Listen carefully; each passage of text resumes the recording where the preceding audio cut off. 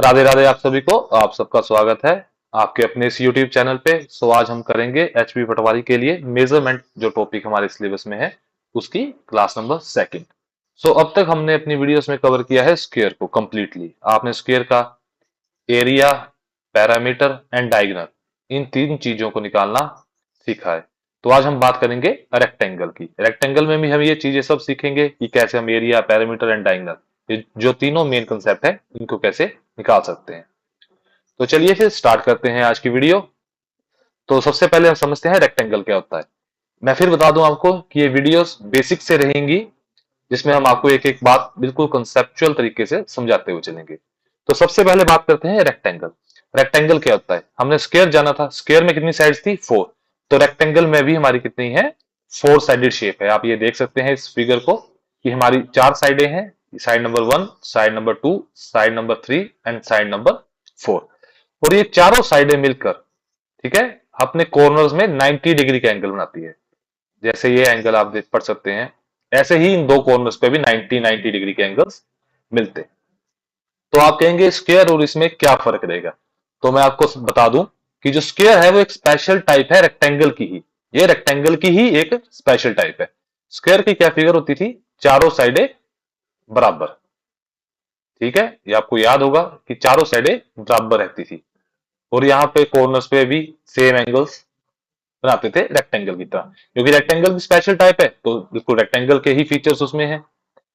But rectangle और square में क्या फर्क है? स्क्वायर की चारों साइडें सेम थी, पर रेक्टेंगल में चारों साइडें सेम नहीं होती। रेक्टेंगल में जो ऑपोजिट साइड है, जैसे ये साइड इसके ऑपोजिट है तो यही सेम है, ये साइड इसके ऑपोजिट है तो ये साइड दोनों सेम है। ठीक है, तो मैं आपको यहां बना के बता दूं कि जो रेक्टेंगल की ये वाली साइड है वो इसके सेम रहेगी, ये वाली साइड इसके सेम रहेगी। एंड जब हम स्क्वायर की बात करते हैं, स्क्वायर में क्या डिफरेंस आता है कि स्क्वायर की चारों साइडें सेम रहती हैं।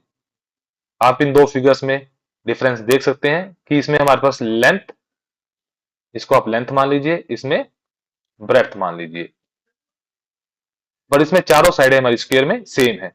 बस यही एक फर्क है रेक्टेंगल और स्क्वायर को आइडेंटिफाई करने का, कि आपको साइड्स अलग मिलेंगी। ऑपोजिट साइड्स जो होंगी वो पैरेलल होंगी। आपको ये लाइन याद रखनी है, ये इंपॉर्टेंट है। Opposite sides are parallel and equal in length. जो हमारी ऑपोजिट साइड्स हैं, ये इसके ऑपोजिट है, ये पैरेलल रहेगी।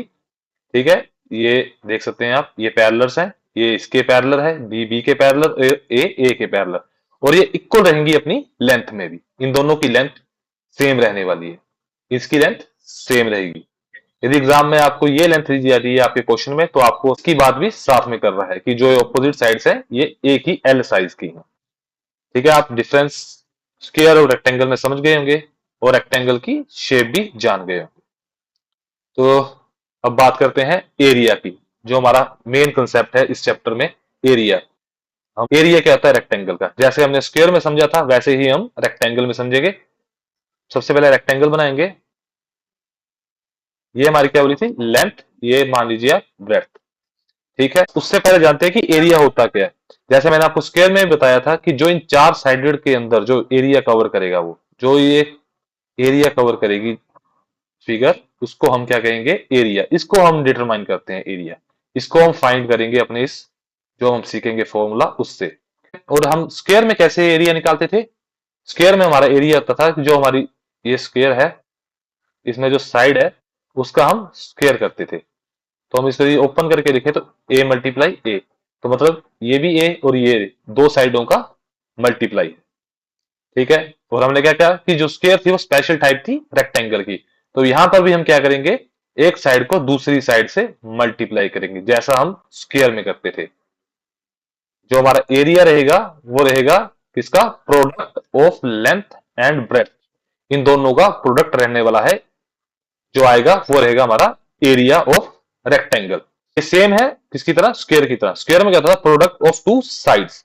जैसे ए को ए से मल्टीप्लाई किया था, वैसे ही आपको याद रखना है एरिया ऑफ रेक्टेंगल क्या है? Product of its length and breadth. दो साइडों का प्रोडक्ट हमारा एरिया रहने वाला है। और स्क्वायर की तरह इसको किस में लिखेंगे? स्क्वायर यूनिट्स में।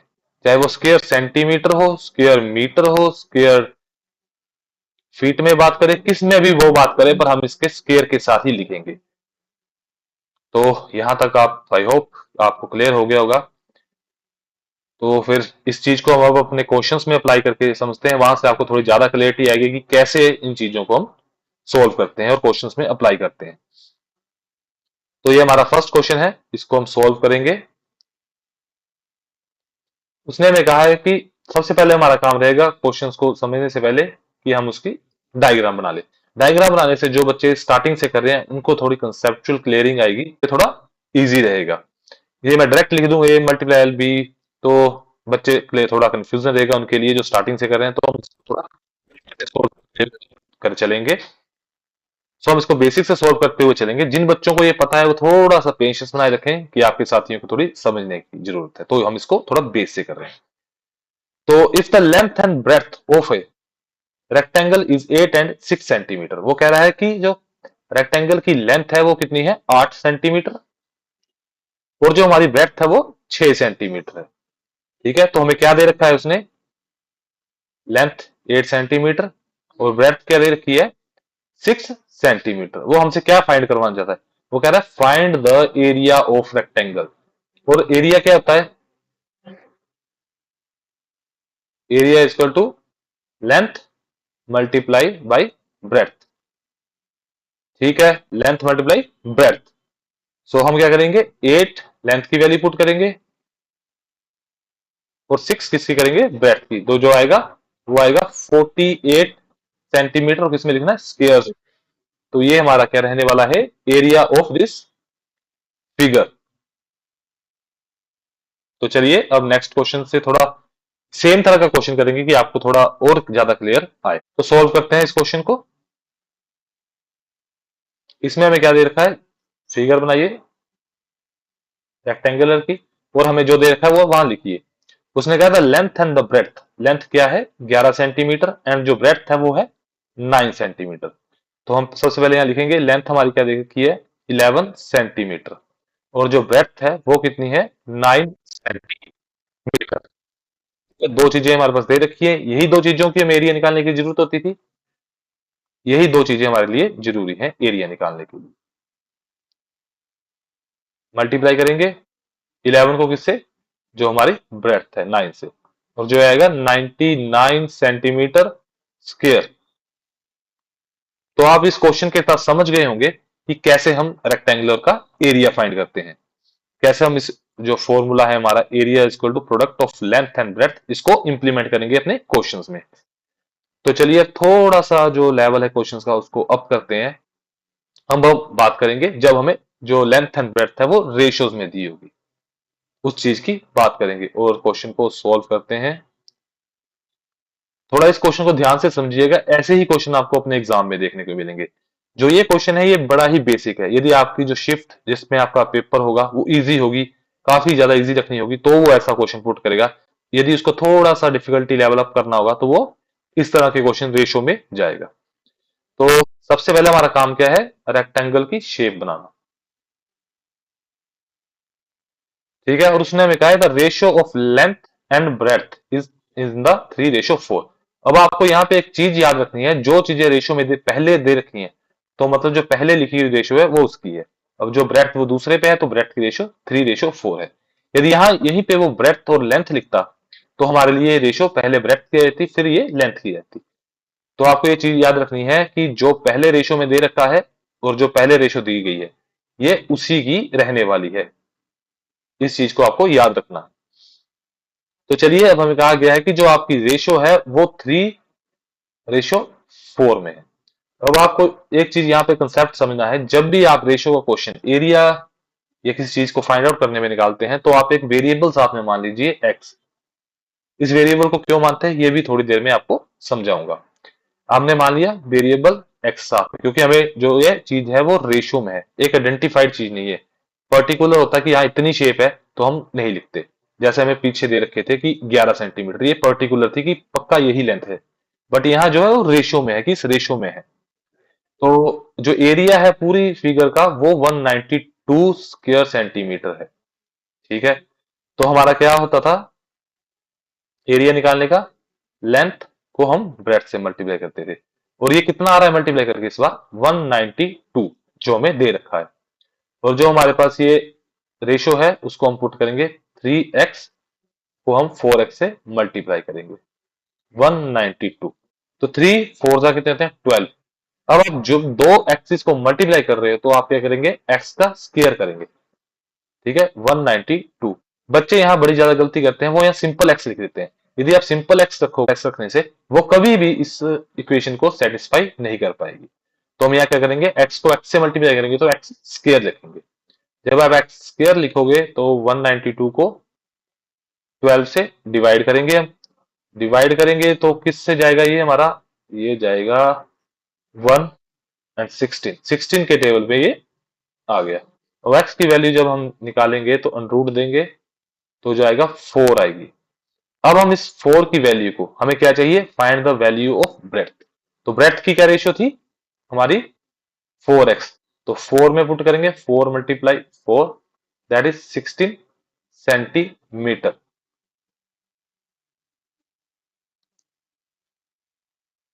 16 सेंटीमीटर। और यहीं पे यदि आपसे वो कुछ पूछ लेता कि आप लेंथ बताइए, यहीं इस पर वो आपसे यदि कोई और चीज पूछता लेंथ, तो हम किस में पुट करते 3x में। तो आपको इस बात की क्लैरिटी होगी क्यों हम यहाँ पे x पुट करते हैं, कि जो हमारी वैल्यू है वो एक हमारे पास सोल्यूशन आ जाए, एक फिक्स वैल्यू हमारे पास मिल जाए। यदि आप यहाँ ना करेंगे तो जैसे बताया एक 12 पे आके आप स्टक हो जाएंगे, आप इससे ज्यादा इस चीज को नहीं कर सकेंगे। आप प्लस करेंगे तब भी आपके पास एक वेरिएबल चाहिए ही चाहिए, जिससे आपको पता चले कि जो एक्स की कितनी वैल्यू उस पे जाके ये डेफिनेट वैल्यू हमें मिलने वाली है। तो जब भी रेशो का क्वेश्चन मिले तो एक वेरिएबल एक्स आप साथ में जरूर मान लीजिएगा। आई होप आपको ये वेरिएबल वाला कंसेप्ट थोड़ा क्लियर हो गया होगा। तो नेक्स्ट क्वेश्चन करते हैं। Next question, if an area of rectangle, एक एरिया रेक्टेंगल है उसका एरिया कितना है 600 स्क्वायर मीटर। ठीक है, वन साइड, कोई उसने कहा है वन साइड, कोई नहीं बताया कि वो लेंथ है या ब्रेड्थ है। तो आप एक साइड को मान लीजिए, मैं ब्रेड्थ को मान लेता हूँ 15, आप लेंथ को मान लो या ब्रेड्थ को मानना जिसको, और दूसरी साइड को हम एक्स मान लेंगे क्योंकि मैं, यदि आपको एक्स अच्छा नहीं लग रहा तो लेंथ मान लीजिए, नहीं करना वाई मान लो, आपकी इच्छा है, कोई भी एक वेरिएबल मान लीजिए। ठीक है, और एरिया हमारा क्या होता था, लेंथ मल्टीप्लाई ब्रेड्थ। तो लेंथ हमारे पास क्या दे, सॉरी एरिया क्या दे रखा है 600, तो लेंथ क्या है हमने x मान ली, आपने ब्रेड्थ 15 रखी हुई है। यहाँ x की वैल्यू निकालने के लिए हम 600 को 15 को डिवाइड करेंगे तो 40, x क्या आ जाएगी हमारी 40। तो हमारी जो दूसरी लेंथ रहने वाली है वो 40 सेंटीमीटर रहने वाली है। यदि आपको डाउट हो कि आपने कुछ गलत निकाला तो आप यहाँ मल्टीप्लाई करके भी देख सकते हैं दोबारा।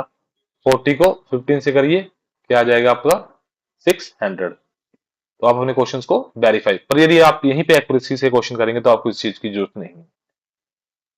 पर जिन बच्चों को डाउट हो वो इस चीज का यूज कर सकते हैं, कि आपको जब एग्जाम में बैठे हैं आप श्योर नहीं है कि आपने सही निकाली है, आपको कैलकुलेशंस में थोड़ा डर लगता है, तो आप दोबारा मल्टीप्लाई करके इस चीज को चेक कर सकते हैं।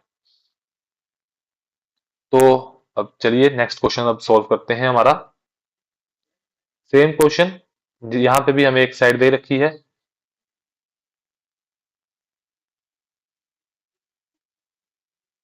ठीक है, एरिया क्या हमारे पास इस पूरे फिगर का 1500, और एक साइड क्या है 75। पिछली बार हमने क्या मानी थी ब्रेथ, पिछली फिगर में ब्रेथ मानी थी, और इस फिगर में हम इसको लेंथ मानेंगे कि आपको कोई डाउट ना रहे। तो इसको इस बार एक्स मानते हैं। तो क्या आएगा 75 को हम किससे मल्टीप्लाई करेंगे एक्स से, और हमारे पास क्या आने वाली है वो चीज 1500। तो एक्स को सिंपल इस साइड रखेंगे और 1500 को डिवाइड करेंगे हम 75 या 75, आप जो कहना चाहें, इससे काटेंगे, ये 2 के टेबल पे आ जाएगा 150 और 0 सेम ऊपर चली जाएगी। तो x की क्या वैल्यू आने वाली है दूसरी 20 सेंटीमीटर। तो जो हमारी ब्रेथ है वो क्या रहेगी यहाँ पे 20 सेंटीमीटर।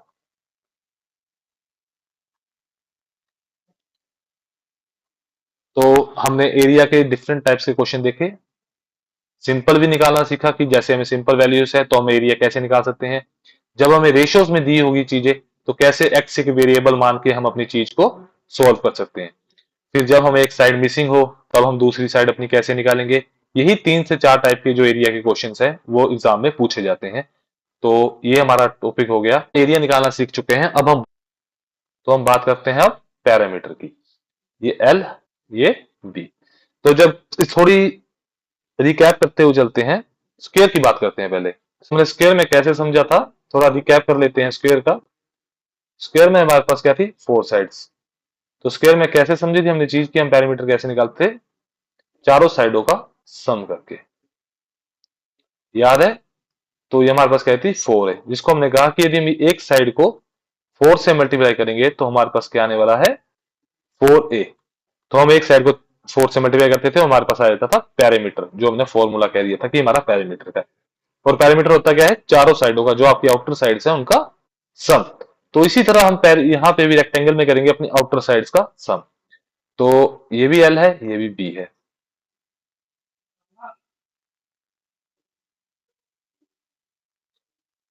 बी और ये एल, ठीक है। L plus l plus b plus b, 2l और 2b। तो हम 2 को ले लेंगे कॉमन, l प्लस बी।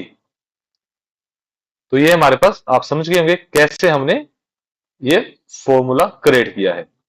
तो कोई करना कुछ नहीं है, सिर्फ जो हमारी आउटर साइड है यहां से चलिए, पहले इस साइड को ऐड करो, इस साइड से, इस साइड को इस साइड से ऐड करो, इस साइड को यहां ऐड करते हो, फिर आप वापिस आ जाएंगे।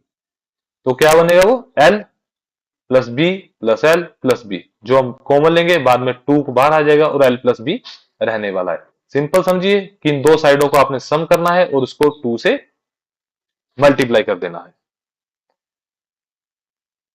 तो चलिए अब इस चीज को फिर से जैसे एरिया की तरह थोड़ा क्वेश्चंस पे इंप्लीमेंट करते हैं। जब आप क्वेश्चंस पे करेंगे तो आपको थोड़ी चीजें और ज्यादा क्लियर होंगी। The two sides of the rectangle, दो साइडें हैं रेक्टेंगल की, 9 और 13, और आपको फाइंड क्या करना है, पैरामीटर। तो सबसे पहले हम करेंगे जो हमने सीखा है बेसिक, कि 9 + 9 + 13 + 13 आउटर साइड्स का सम, ये कितना रहेगा 18, और ये कितना रहेगा 26। तो जो हमारे पास रहने वाला, क्या रहने वाला, 44 सेंटीमीटर। ये हमारा क्या है, पैरामीटर। और जो हमारा फॉर्मूला है उससे भी अब ट्राई करते हैं, 2l + b, क्योंकि आप एग्जाम में ऐसे थोड़ी करोगे साइड्स का सम, तो आपको डायरेक्ट थोड़ा टाइम सेविंग पता होना चाहिए। 2 करेंगे और 9 + 13 कितना आएगा, 2, और अंदर आएगा 22।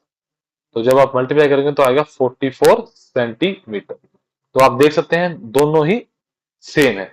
सो हमने एग्जाम में याद रखना है कि 2 bracket l + b bracket close, इन दो का सम कीजिए और उसको 2 से मल्टीप्लाई कर दीजिए और आपका पैरामीटर आ जाएगा। तो चलिए, तो अब नेक्स्ट क्वेश्चन सॉल्व करते हैं। अपना नेक्स्ट क्वेश्चन देखिए, पैरामीटर ऑफ ए रेक्टेंगल, एक रेक्टेंगल है, उसका जो पैरामीटर है वो 210 है, 210, और उसकी लेंथ है वो कितनी है, 66 है। तो हम दूसरी लेंथ को क्या मानते थे, x। जब हमारे पास एक लेंथ मिसिंग है, हमने एरिया में समझा इस बात को, तो हमारे पास दूसरी लेंथ क्या होगी, x। x मान लो, ब्रेथ मान लो, जो आपकी इच्छा है। मुझे x मानना थोड़ा ज्यादा अच्छा लगता है। तो क्या फॉर्मूला होता था, 2l + b, और इसकी वैल्यू क्या हमारे पास दे रखी है इस बार, 210 या 210 सेंटीमीटर। तो जब हम इसे सॉल्व करेंगे तो 2 को इस साइड ले जाएंगे और इस साइड 2 क्या करेगा, डिवाइड, क्योंकि इस साइड मल्टीप्लाई में है। तो हमारे पास क्या आ जाएगी, लेंथ प्लस ब्रेथ की वैल्यू 105। जब आप इसको काटेंगे 2105, तो लेंथ की वैल्यू हमें दे रखी है 66 प्लस ब्रेथ वो आ जाएगी 105, और ब्रेथ की वैल्यू क्या आ जाएगी, 105 माइनस 66, तो ये रहने वाली है 39 सेंटीमीटर। क्या आएगी ब्रेथ की वैल्यू, 39 सेंटीमीटर। तो आई होप आपको क्लियर हो गया होगा कि कैसे जब हमें दो साइडें दी हैं तो हम प्लस करके निकाल सकते हैं, और उसी फॉर्मूला से हम सोल्व कर सकते हैं जब हमें पैरामीटर दे रखा है। जब हमें पैरामीटर दे रखा है और एक साइड है, तो हम इसी फॉर्मूला में एक वेरिएबल x मानेंगे और x मान के उस वेरिएबल से हम वैल्यू दूसरी लेंथ की निकाल लेंगे। तो चलिए अब करते हैं रेशियो पे बात। The parameter of a rectangle is 22 centimetre.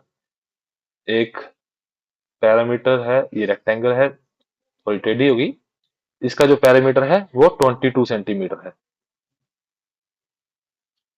और इसकी जो लेंथ और ब्रेड्थ है वो किसमें है, 7:4 में।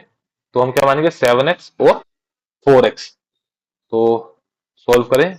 आपको पता है इसके साथ वेरिएबल्स माने जाते हैं, ये पीछे भी आपको समझाया कि आपके पास एक डेफिनेट वैल्यू आने के लिए आप इसको वेरिएबल के साथ करेंगे। 7x plus 4x multiplied by 2, ये वही है 2 लेंथ प्लस ब्रेथ। लेंथ के 7x और ब्रेथ के 4x। तो कंफ्यूज नहीं होना, ये उसी में अब डायरेक्ट लिख रहा हूं, यदि आप नहीं लिखेंगे तो आप कैसे अपना टाइम सेव करोगे। तो अब आपको आदत डालनी है कि बिना फॉर्मूला आप कैसे चीज को डायरेक्ट मेथड से पुट करें। तो अंदर क्या बन जाएगा, 11x और बाहर 2 और 22। अब जब आप 11x अकेला करोगे, 2 को वहां भेजोगे तो 22 को करेगा 2 डिवाइड, तो 11x और यहाँ रह जाएगा 11, काटेगा। x की वैल्यू जब 11 11 सेम है तो 1, x क्या आने वाला है यहाँ पे 1। और हमसे पूछ रखा है ब्रेथ, तो ब्रेथ का क्या कंपोनेंट है हमारा, रेशियो बताई थी आपको, जो सबसे पहले लिखा है उसकी रेशियो वही रहने वाली। तो ब्रेथ दूसरे नंबर पे है, तो ब्रेथ की रेशियो 4 है। तो 4x, x की वैल्यू क्या है हमारे पास 1, multiply 1 is equal to 4 centimetre. ये हमारी ब्रेथ की वैल्यू रहने वाली है। कुछ नहीं है, बिल्कुल सेम एरिया की तरह ही कंसेप्ट है, बस आपको वेरिएबल x मानना है साथ में, और बिल्कुल वैसे ही फॉर्मूला में पुट कीजिए। कुछ डिफिकल्ट नहीं है, सेम जैसे ये किया था वैसे ही वो है। यहाँ हमारे पास स्पेसिफिक एक वैल्यू दे रखी थी, हाँ जी जी, यहाँ 66 दे रखी है आपके पास, और यहाँ पे क्या दे रखी है 7:4। तो उसके लिए हमने क्या सोल्यूशन निकाल रखा है कि एक एक्स वेरिएबल पुट करेंगे। The area of a rectangle, अब आपको क्या दे रखा है एरिया, थोड़ा क्वेश्चंस का लेवल अप है। अब उसने कहा कि जो एरिया है वो 96 सेंटीमीटर स्क्वायर है, और ब्रेथ क्या है 8 सेंटीमीटर। यहां स्पेसिफाई किया है उसने कि ब्रेथ 8 है, तो हम लेंथ को x मान लेंगे। और फाइंड क्या करवाया, पैरामीटर ऑफ रेक्टेंगल। ठीक है, इस क्वेश्चन को थोड़ा ध्यान से समझिएगा कि ये कैसे किए जाते हैं। तो सबसे पहले हमारे पास क्या दे रखा है एरिया, तो हम एरिया से ही अपनी लेंथ निकालने की कोशिश करेंगे। तो क्या होता था, एल मल्टीप्लाई बी, वो किसके बराबर दे रखी है 96 के, और एल की हमें वैल्यू नहीं दे रखी, तो बी की दे रखी है वो है 8 सेंटीमीटर 96।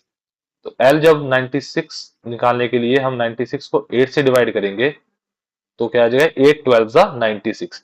तो लेंथ की वैल्यू हमारी क्या रहने 12 सेंटीमीटर। तो एक्स आ गया क्या 12 सेंटीमीटर, और हमें फाइंड क्या करना है पैरामीटर। अब हम बात करेंगे पैरामीटर की जो हमें फाइंड करना है। तो पैरामीटर कैसे थे 2l प्लस बी, 2 और एल की वैल्यू क्या है 12 अभी हमने निकाली, और ब्रेथ क्या है 8। तो 220 अंदर प्लस करेंगे आप इसको 20 आ जाएगा, तो आ जाएगा 40 सेंटीमीटर। ये आपका पैरामीटर रहने वाला है। तो बताइए कोई इसमें अलग काम किया, वही काम है, एरिया का फॉर्मूला हमने पढ़ रखा है, पैरामीटर का पढ़ रखा है, जो हमें पहले दे रखा है उससे हमने जो नहीं था हमारे पास उसको निकाल दिया। उसको निकालते ही हमारे पास पैरामीटर निकालने के लिए क्या चाहिए, दो चीजें, लेंथ एंड ब्रेथ। तो वो आ गई और हमने पैरामीटर निकाल दिया। अब ये क्वेश्चन करते हैं। ये क्वेश्चन अच्छा है, थोड़ा सा आपको रियलिटी चेक देगा कि आप कितने अभी तक समझे हैं। The length of a rectangular field is a 40 metre. एक रेक्टेंगुलर फील्ड है, उसकी लेंथ क्या है 40 और ब्रेथ क्या है 20। Find the cost of fencing it at. जब आपको ऐसे क्वेश्चन करने होते हैं, आपको फेंसिंग करनी है, आप मेरे को बताइएगा जब आपको फेंसिंग करनी है तो आप किस एरिया को लेंगे, मतलब आप एरिया नहीं, मतलब किस चीज को आप फाइंड आउट करोगे, इस चीज को या फिर इस चीज को। अब आप मुझे बताइए कि जब आप फेंसिंग करेंगे, फेंसिंग कहाँ होती है, फेंसिंग होती है आउटर बाउंड्री पे। तो आउटर बाउंड्री का कंसेप्ट किससे रिलेटेड है, पैरामीटर से। तो हम यहाँ पे जब ये फेंसिंग कर रहे हैं या बाड़ लगा रहे हैं, फेंसिंग मतलब बाड़ लगाना, आप मतलब खेतों की आप सुरक्षा कवर देंगे आप अपने खेत को, तो आप बाउंड्री पे दे रहे हैं तो आपको अंदरले एरिया से कोई मतलब है? जितना मर्जी रहे, आपको आउटर बाउंड्री से मतलब है। तो आउटर बाउंड्री किसका कंसेप्ट है? पैरामीटर की। तो हम क्या फाइंड करेंगे इसमें? पैरामीटर। तो 2l+b को हम फाइंड करने जा रहे हैं। ये आपको याद रखना है, जब हम बात करते हैं ना कि फेंसिंग करेंगे या बार वायरिंग करेगा वो, चाहे वो स्क्वायर को फील्ड को करे चाहे वो रेक्टेंगुलर फील्ड को करे, हम फाइंड क्या करेंगे? पैरामीटर। यदि वो कहता है यहाँ पे टाइल लगानी है खेत में, पूरे खेत में टाइल लगा रहा है जी, तब हम इस एरिया को फाइंड आउट करते, तब हम क्या करते? Area find out. ये हमें क्या है? टाइल लगवानी है। अब हमें क्या करना है? बार देना है बार। तो हम क्या करेंगे? फेंसिंग के लिए अपने इसको फाइंड करेंगे, पैरामीटर को। तो 2l की वैल्यू क्या है? 40+20। तो 2 की वैल्यू 60, तो क्या आ जाएगा? 120 सेंटीमीटर। ये हमारा क्या आ गया? रेक्टेंगुलर फील्ड का हमारा पैरामीटर। तो अब जब हमने क्या करनी है? कॉस्ट ऑफ फेंसिंग निकालनी है। तो कॉस्ट हमें 1 मीटर की कितनी पड़ रही है? 12 रुपए। सॉरी, ये सेंटीमीटर में नहीं, मीटर में है। 120 मीटर। तो हमें कितनी निकालनी है? 120 मीटर्स के लिए हमें कितनी पड़ने वाली है? तो 12 12 कितने होते हैं? 1440। इतने रुपए आपका खर्चा आने वाला है। किसके लिए? इतने बड़े खेत को फेंसिंग करवाने के लिए। अब आप अपने खेत की फेंसिंग का खर्चा खुद निकाल सकते हैं पता करके कि कितने खर्चे में आपकी फेंसिंग डन हो जाएगी। ठीक है। सो जिससे आप अब समझ गए होंगे कि कैसे हम पैरामीटर्स में क्या कंसेप्ट है पैरामीटर के। ठीक है। जब एरिया निकालते, तो एरिया इस चीज के लिए निकालते, जिन बच्चों को नहीं समझाया उनके लिए रिपीट कर दूं कि इस अंदर की चीज पे यदि आप कुछ काम कर रहे हो, आप ये देखो ना कि ये खेत है आपका। यदि आपने यहाँ पे कोई काम करना है, तो अब आप क्या निकालोगे? एरिया। जब अपने काम ही इस बाउंड्री पे फेंसिंग, बीच में थोड़ी फेंसिंग करेंगे हम, तो फेंसिंग हम क्या करेंगे? बाहर। तो बाहर जब फेंसिंग करेंगे तो हमारा बाहर का एरिया किससे निकलता है? वो हमारे पैरामीटर से निकलता है। तो हम क्या करेंगे? पैरामीटर सोल्व करेंगे। अब तक हमने समझा कि कैसे हम पैरामीटर में सिंपल लाइन से अपना पैरामीटर फाइंड कर सकते हैं, जब एक साइड मिसिंग हो, रेशियो से काम कैसे कर सकते हैं, और जब हमें फेंसिंग पे काम करना हो। इन ये सभी कंसेप्ट किसमें आते हैं? पैरामीटर में। और एरिया के कंसेप्ट भी सीखे। हमें सिर्फ दो ही वैल्यू चाहिए, लेंथ एंड ब्रेड्थ, चीज को सोल्व करने के लिए।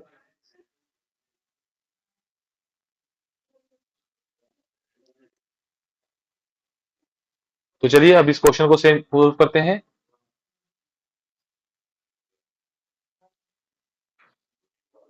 ये आपके पास फील्ड है, लेंथ 90 और ब्रेड्थ क्या है? 15। अब आपको क्या करनी है? Cost of fencing. फिर से आपको क्या निकालना है? पैरामीटर।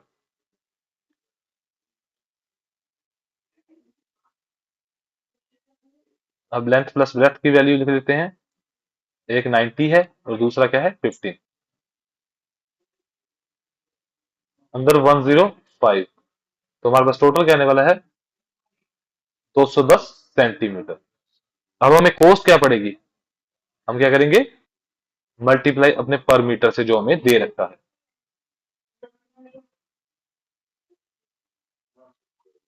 2100 रुपए में इस खेत की फेंसिंग होने वाली है। इस क्वेश्चन से आप समझ गए होंगे कि कैसे हम फेंसिंग के क्वेश्चंस को सोल्व करते हैं। दो क्वेश्चन हमने फेंसिंग पे कर लिए हैं। अब थोड़ा इस क्वेश्चन पे थोड़ा ध्यान दीजिए।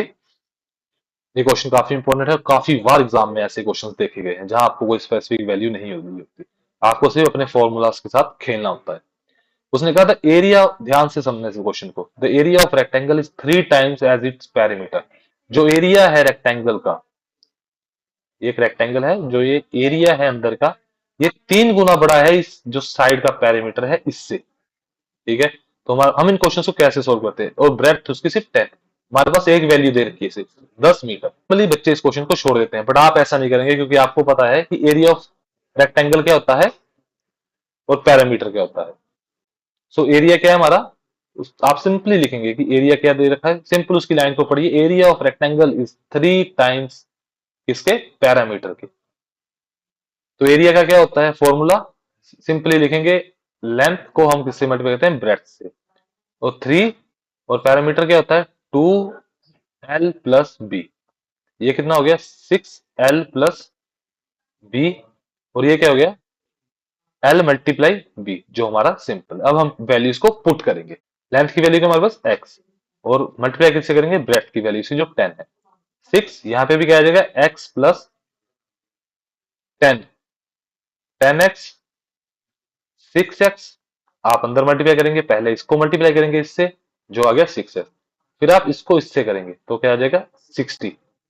अब आप इसको इस साइड लेके आएंगे तो आएगा 4x, 10x से माइनस होगा 6x, तो आ जाएगा 4x, वैल्यू 60। अब x की वैल्यू क्या आ जाएगी, 60/4, तो आप काटेंगे, दैट इज 15 सेंटीमीटर। जो लेंथ की वैल्यू क्या आएगी, 15 सेंटीमीटर। ऐसे क्वेश्चंस में कुछ ज्यादा काम नहीं होता, सिर्फ आपको लाइन लिख के डराया जाता है। आपको क्या करना है, सिंपली जो लाइन लिखी है उसको ही तोड़ के लिखना है। एरिया ऑफ रेक्टेंगल लिख लिया, किसके बराबर है, इज 3 टाइम्स, 3 गुना है किसका, पेरीमीटर का। तो हमने क्या किया, सिर्फ एरिया की वैल्यू पुट की, जो हमारा फॉर्मूला है ये हम पीछे समझते आए हैं। पैरामीटर जिस पे हम अभी काम कर रहे हैं, तो उनको लिखा, ये 3 2 अंदर मल्टीप्लाई करके एक सिंपल इक्वेशन बना ली। ये इक्वेशन आ गई हमारी, बस जो वैल्यूज है उनको पुट किया। यदि यहाँ पे मैं कहता 4 टाइम्स है, तो हम यहाँ 3 की जगह 4 कर देते। यहाँ कह देता 9 टाइम्स है, तो 9 से मल्टीप्लाई कर लेते, तो यहाँ 9x बन जाता। सब, बस यही सिंपल स्टेप्स आपको फॉलो करने हैं। जो उसने दे रखा है उसको ही तोड़िए और लिखिए। यहाँ 4 टाइम्स है तो 4 टाइम्स, 9 टाइम्स है 9 टाइम्स, 2 टाइम्स है 2 टाइम्स, यदि हाफ होता तो हम यहाँ हाफ का यूज करते। आई होप आपको ये कॉन्सेप्ट अच्छे से क्लियर हो गया होगा। ऐसा क्वेश्चन आए तो आप एग्जाम में जरूर छोड़ना नहीं है, करके आना। तो अब बात करते हैं डायगोनल की। डायगोनल हमें पता है क्या होता है, ठीक है, कि दो ऑपोजिट कॉर्नर, पेन चेंज करना पड़ेगा, दो ऑपोजिट कॉर्नर्स, ये ऑपोजिट कॉर्नर और इस ऑपोजिट कॉर्नर को ज्वाइंट करने वाली लाइन को हम क्या कहते हैं, डायगोनल। तो इस साइड से भी बनेगी एक। स्क्वायर में कितने डायगोनल्स होते थे, थोड़ा ये बताइएगा कमेंट सेक्शन में। की बात करते हैं, आपको सबसे पहले याद रखना है कि ये इक्वल इन लेंथ है, ठीक है। मैं अभी आपको नेक्स्ट स्लाइड में बताऊंगा ये कैसे होते हैं इक्वल, बट अभी के लिए आप इतना याद रखिए कि ये इक्वल इन लेंथ है। ये दोनों जो साइड्स, दोनों जो डायगोनल्स हैं वो, ये वाला और ये वाला, इनकी लेंथ बराबर रहेगी। ये इंटरसेक्ट करेंगे मिडल में, आप देख सकते हैं कि इंटरसेक्ट कर रहे हैं, ठीक है। यदि आपको पूछा जाए कि जो रेक्टेंगल के डायगोनल्स है वो क्या इंटरसेक्ट करते हैं मिडल में, तो आप बताएंगे यस, वो इंटरसेक्ट करते हैं। और दो डायगोनल होते हैं, डायगोनल 1 एंड डायगोनल 2, ये आपने देख रखा है, ठीक है। स्क्वायर किसकी है, रेक्टेंगल की स्पेशल केस है। तो स्क्वायर के कितने डायगोनल्स थे, दो ही डायगोनल। तो अब हम बात करते हैं कि ये इक्वल लेंथ में कैसे होते हैं। सबसे पहले तो हमें पता है कि ये रेक्टेंगल है, ये इसका डायगोनल है, इसकी एक साइड, दूसरी साइड, डायगोनल को हम क्या कहते हैं, डी। तो हमने स्क्वायर में कैसे निकाला था, पाइथागोरस थ्योरम से। तो यहाँ पे भी राइट एंगल 90 डिग्री में आता है, तो यहाँ पे भी आपके पास राइट एंगल ट्राइंगल है। तो आप क्या करेंगे, डी का स्क्वायर, आपको पता है जो सबसे बड़ी साइड है उसके स्क्वायर किससे होता है, दो साइडों के स्क्वायर के सम से। ये पाइथागोरस थ्योरम है। जब आप इसको निकालेंगे, डी की वैल्यू क्या आने वाली है, अंडर रूट, आप स्क्वायर का इधर भेजेंगे, अंडर रूट में डालेंगे इसको, ए स्क्वायर प्लस बी स्क्वायर। ये हमारी वैल्यू होती है डायगोनल फाइंड आउट करने के लिए। ये हमारा फॉर्मूला है जिससे हम डायगोनल फाइंड आउट करते हैं डी की वैल्यू। और बात रही है सेम कैसे है, तो इस साइड क्या है, बी और ए, दोनों साइड सेम ही साइड है यार। तो जो डी की वैल्यू आएगी, यदि आप ऐसे करेंगे तब भी, अब आप देखिए ना कि जब आप इस साइड करेंगे तब भी आपके पास बी ए है, यदि आप इस तरफ को निकालेंगे तब भी बी ए है, और इस साइड निकालेंगे तब भी आपके पास ए एंड बी ही आए।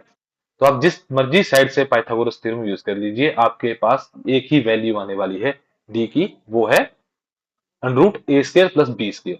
मैं आपको दूसरे डायगोनल पे भी फाइंड आउट करके दिखा देता हूँ, जिन बच्चों को डाउट होगा। ये रही, अब इस पहले हमने इस साइड का निकाल लिया, पहले हमने ये निकाला है, ठीक है। अब हम निकालेंगे परली साइड का, ए, सॉरी बी और ए, ये डी की वैल्यू। तो आप पाइथागोरस थ्योरम यूज करते हैं, डी का स्क्वायर, एक साइड का स्क्वायर करेंगे और दूसरी साइड का स्क्वायर करेंगे। अब जब डी निकालेंगे तो क्या आ जाएगा, अंडर रूट ए स्क्वायर प्लस बी स्क्वायर। तो आप देख सकते हैं कि दोनों साइड का डायगोनल सेम आ रहा है। सेम आने का कारण क्या है, क्योंकि हमारे पास सिर्फ दो ही साइडें हैं और वो ऑपोजिट्स में सेम है। तो जब भी आप किसी भी साइड से सोल्व करेंगे तो आपके पास दो ही कंपोनेंट बचेंगे, ए एंड बी। तो जो हमारी डायगोनल्स की वैल्यू दोनों की आती है वो आती है सेम, जो यहाँ पे लिखा गया है कि लेंथ जो होगी वो इक्वल होगी। अब आप समझ गए होंगे कैसे ये डायगोनल्स इक्वल लेंथ में रहते हैं। और उनको निकालने का फॉर्मूला क्या है, D is equal to under root A square plus B square. तो अब इस क्वेश्चन को सॉल्व कीजिए। हमारे पास रेक्टेंगल है, आपको डायगोनल फाइंड आउट करना है। सॉरी यहां ले लीजिए डी, थोड़ा टेढ़ा हो गया डायगोनल। डी 9 एंड 30 कैसे निकालते हैं, डी अंडर रूट 9 का स्क्वायर, एक साइड का स्क्वायर और दूसरी साइड का स्क्वायर करेंगे। 9 की वैल्यू क्या है, 9 9 81 और 13 का स्क्वायर कितना आता है 169। तो आपके पास कितना आने वाला है, आप इसे ऐड कीजिए 250। ये आपके पास, यदि आप आगे सोल्व करना चाहे तो आगे सोल्व कर सकते हैं, बट यदि एग्जाम में आपको इससे भी ऑप्शंस देखने को मिलेंगे जहां पे वो इस जगह पे आके स्टॉप कर देगा। तो आप यदि आप इससे आगे सोल्व करना चाहे तो आप 5 का मल्टीपल निकाल सकते हैं। तो आप इसको आगे सोल्व कर लीजिए। सॉल्व करते हैं अपना next question. If the diagonal, अब वो कह रहा है कि आपको डायगोनल ही दे दिया उसने 10 सेंटीमीटर और लेंथ दे दी, आपको ब्रेथ फाइंड करनी है। अब पहले रेक्टेंगल में बनाए, डायगोनल क्या दे दिया 10 और आपको लेंथ दे दी 8। अब आपको फाइंड क्या करनी है, ये साइड। इस साइड को फाइंड करने के लिए हम क्या करेंगे, d square a square plus B square. D की वैल्यू क्या है 10 का स्क्र, ए की वैल्यू क्या है 8 का स्क्र और बी जो हमारी ब्रेथ है वो क्या है एक्स मान लो आप, एक्स का स्क्र। 10 का स्क्र क्या होता है 100, 8 का 64 और एक्स का एक्स स्क्र।